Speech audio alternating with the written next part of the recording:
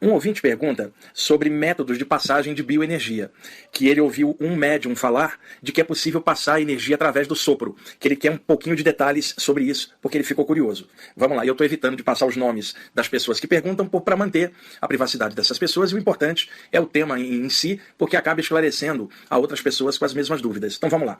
Nós podemos passar energia por diversas maneiras. Existem muitos métodos diferentes de exteriorização energética. A gente tem na área espírita o passe, a moda espírita. Tem também o passe à moda da Umbanda. Tem o passe anímico, tem o passe mediúnico, por exemplo.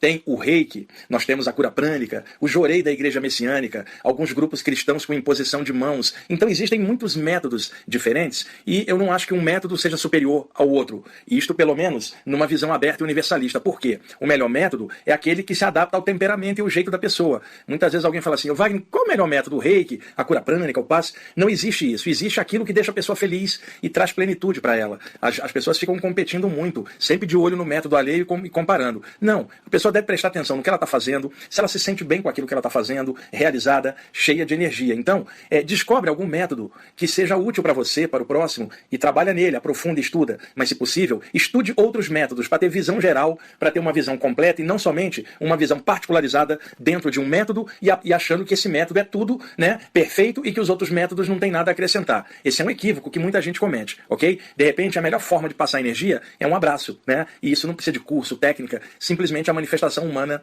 muito legal. Então, podemos passar energia principalmente pelas mãos, porque nós usamos as mãos como forma de expressão. Nós gesticulamos com as mãos, nós comemos com as mãos, né, usando os talheres ou não, nós fazemos vários gestos quando estamos falando, usamos as mãos para dirigir, naturalmente usamos as mãos para passar energia. Então é um método clássico, independentemente da maneira de fazer, é a exteriorização pelas mãos. Agora, passamos mais energia ainda pelo olhar, que talvez seja a principal forma de exteriorização de energia, porque quando a gente olha alguma coisa, a nossa atenção está voltada para aquilo que o sentido da visão está atraindo para a nossa mente. Então, imediatamente, a nossa visão traz a imagem, o nosso cérebro decodifica essa imagem, e aí a gente tem uma opinião sobre aquilo, e a opinião leva a energia da gente em cima daquilo. Então, através do olhar, é a forma mais intensa de passar energia, e a gente coloca o olhar em tudo, exceção, é claro, do deficiente visual, que acaba compensando a deficiência com um aumento na percepção dos outros sentidos. É muito comum o deficiente visual ter uma audição muito apurada, ter um sentido tátil também muito apurado, o paladar e o olfato também para compensar. Mas, em condições normais, né, na maioria das pessoas, a visão é o ponto por onde passa mais energia. Agora, podemos passar energia também pelos chakras, por irradiação, por esses centros energéticos. Muitos fazem assim. Outros podem passar energia à distância, pela força da vontade. E outros mais podem tentar criar métodos de projetar formas de pensamento na direção de alguém para jogar ideias positivas na mente de outro. Isso é chamado no ocultismo de telepsiquia, a influência à distância. Inclusive, existe um livro clássico nessa área de um autor ocultista francês, o Paul Clement Jagot. Esse livro é da primeira metade do século XX, publicado em Paris, na França, que se chama A Influência à Distância, da editora Pensamento. Esse livro está esgotado, é um livro excelente para concentração, formas de pensamento e maneiras da gente projetar uma poderosa força de vontade a partir da mente da gente. Então é possível passar energia mentalmente também diretamente, embora exija uma concentração maior. Agora, voltando ao tema da pergunta, é sobre passagem de energia pelo sopro, né? Então eu estou falando dos outros tipos para a gente contextualizar a passagem de energia.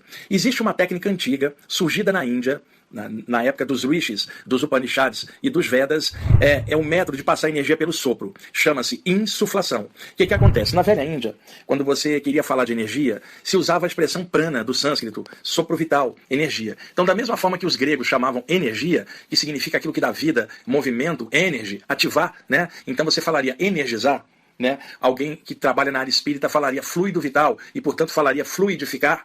Por exemplo, na Índia, como se falava prana para energia, se utilizava a expressão pranificar, passar prana, ou melhor, a ação da pranificação. Então, quando você olha, segundo a tradição yoga, você passa prana pelo olhar. Quando você estende as mãos, você pranifica pelas mãos. Daí a expressão clássica, criada pelo Showa Koksui, cura prânica, que vem de prana, né? Uma expressão da energia em ação no contexto da velha Índia, principalmente. Então, métodos de passagem de energia na velha Índia eram chamados de pranificação. Um desses métodos era chamado de insuflação, né?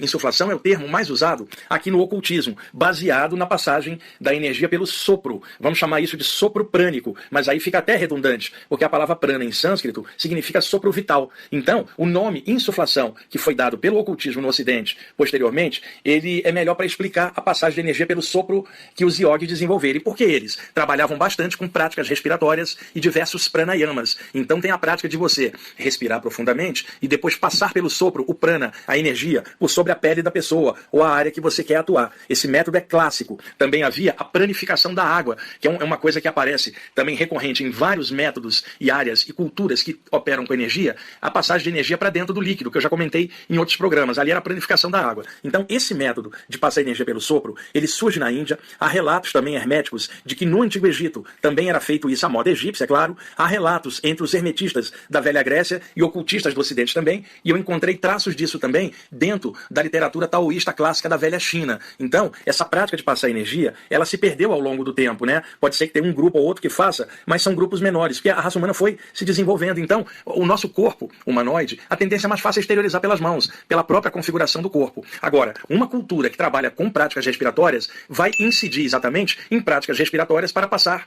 energia. Então, a inspiração, captando o prana do ar, a energia, logo depois a exteriorização, por insuflação, a passagem pelo sopro. Esse método não é comum hoje em dia, porém, ele sobreviveu justamente numa área que as pessoas também não conhecem muito bem. Ao longo do tempo, o método de sopro também surgiram dentro das áreas xamânicas, e isso internacionalmente, seja o xamã aborígene australiano, o xamã pele vermelha do norte da América, o xamã da América Central, maia ou asteca, ou os xamãs tupi-guarani, por exemplo, os pajés aqui da nossa cultura sul-americana. Também há vários relatos de xamãs trabalhando com sopro e usando inclusive energia da fumaça, baforada, que muita gente pensa que o xamã está preso naquilo que nada, métodos de transformação da energia pelo sopro, que fica difícil explicar aqui por um programa de rádio. Aonde que o método da insuflação sobreviveu? E outra coisa que eu me lembro, o espírito André Luiz, na série de mensagens pelo Chico Xavier, eu não me lembro em qual livro, porque são tantos, ele fala da insuflação, que é um método de cura profundo. Ele fala que desde a antiguidade isso era colocado pelos grandes mestres, que se perdeu ao longo do tempo e que no futuro a humanidade resgataria esse método ancestral de cura. Acontece que existe uma área onde esse método sobreviveu, que é a Umbanda.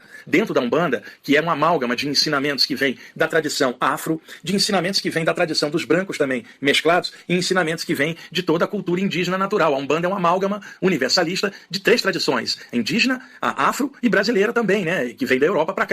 Então, dentro da Umbanda, existem métodos de insuflação. Você vê uma entidade acoplada, às vezes usando um charuto, ou um cachimbo, um preto velho, manipulando energias através das baforadas projetadas em cima das pessoas que estão ali precisando de ajuda. As pessoas olham e não entendem e falam: o que aquele preto velho fuma? O preto velho não fuma. Ele está trabalhando magia, com insuflação e energia da fumaça e do fogo também e das ervas. Eu não estou falando de entidades presas ao hábito de fumar, que aí é outro caso. Eu estou falando de manipulação de energias do ar, da fumaça, do fogo e de ervas através de baforadas, que seriam chamadas classicamente de insuflação também. Então, insuflação é o termo hoje genérico para qualquer prática que inclua sopro na passagem de energia. E não são métodos muito fáceis de trabalhar, porque exige uma alta capacidade respiratória, e não foi à toa que esse método surgiu entre os yogis há milhares de anos. Bom, espero ter respondido aí corretamente a pergunta do ouvinte. Vamos lá.